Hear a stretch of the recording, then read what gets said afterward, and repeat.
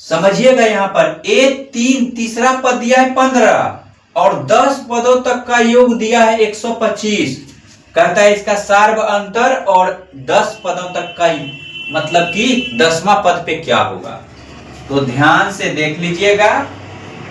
तो दे रखा है A3, यहां पर A3 बराबर दे रखा है 15।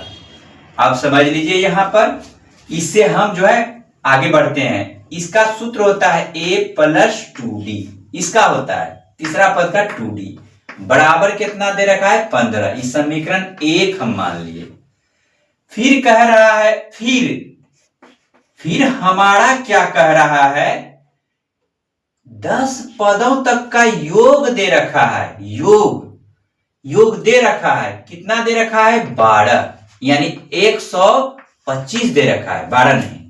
अब इसका हम सूत्र लगाते हैं, या 10/2 इंटू 2a प्लस n का मान कितना होगा, n का मान यहां 10 माइनस 1 इंटू क्या हो जाएगा d का मान तो पता नहीं है, n का मान तो 10 तो पता है, बराबर कितना 125। यहां तक कोई दिक्कत नहीं होना चाहिए। अब ध्यान से देखिएगा, ये कट जाएगा कितना बार में, 5 बार में।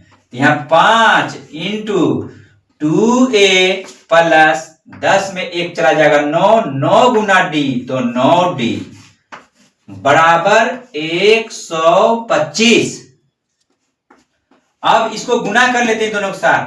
2 गुना 5 गुना 2 करेंगे 2a तो 10a प्लस 5 गुना 9 करेंगे 9 5 45d बराबर कितना हो जाएगा 125। कोई दिक्कत नहीं होना चाहिए। अब देखिए यहां पर, अब देख लीजिए 5 दूनी 10 अपना 9 45। इस 5 को जो है हम डायरेक्ट यहां पर भाग दे सकते थे। क्या डायरेक्ट भाग देते तो कुछ छोटा हो जाता, तो डायरेक्ट भाग दे देते हैं हम, थोड़ा सा भाग दे देते हैं। एक स्टेप हमको लिखना नहीं पड़ेगा। ध्यान से देखिएगा, इस जगह देखिएगा 2a plus 9d is equal to 125। गुना के रूप में यहां आएगा तो क्या लग जाएगा, भाग लग जाएगा, छोटा हो जाएगा कुछ समीकरण। अब देखिए या 2a प्लस 9d बराबर हो जाएगा, कटेगा आपस में, 5 दूनी 10 अब 5 25, 25 पंचे 725। ये समीकरण क्या हो गया हमारा, सेकेंड हो गया।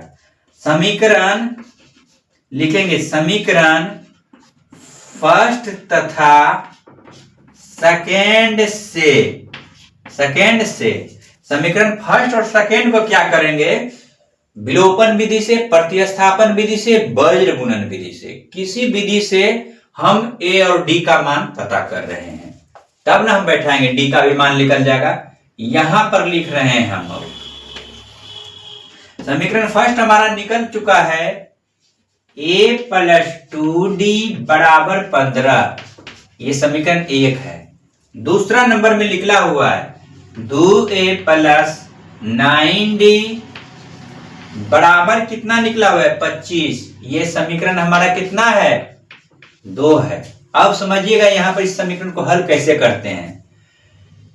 किसी एक राशि को हम गुना करके बराबर करेंगे, इसको हम 2 से गुना कर लेते हैं और इसको किससे कर लेते हैं, 1 से। 2 गुना a तो 2a, 2 गुना 2 4d बराबर 15 गुना 2 तो 30।